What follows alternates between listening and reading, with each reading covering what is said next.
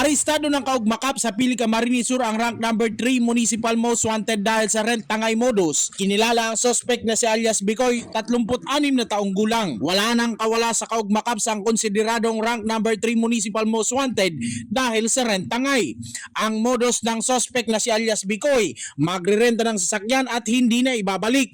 Regarding dun sa sinasabing rent tangay na suspect, then, prior nun sa information, meron na talaga tayong minaman-man na tao kasi mayroon nang nag-i-info from the community na meron talagang labas-pasok dito ng sasakyan na gano'n. Ngayon, sa tulong din ng complainant, nakuha natin yung exact location na kung saan doon nga sa may simbahan and na-aresto natin yun sa tulong din ng HPG.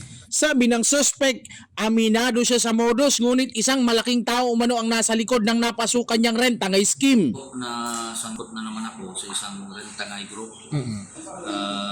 Hindi ko expected na ganito ang mangyayari.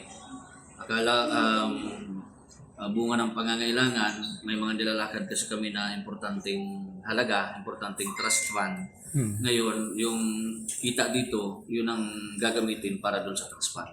Hihingi din ako ng proteksyon kasi hindi basta-basta mga tao ang nasa likod nito na rentangay scheme. Mga malalaking tao, may abogado, may tumakbong dating gobernador ng isang probinsya, ng Bicol. Lumabas din sa verifikasyon ng PNP na may mga warrant of arrest ang suspect. Nakuha yung suspect and then upon verification, meron pala siyang existing warrant of arrest of 3 counts of murder and attempted murder.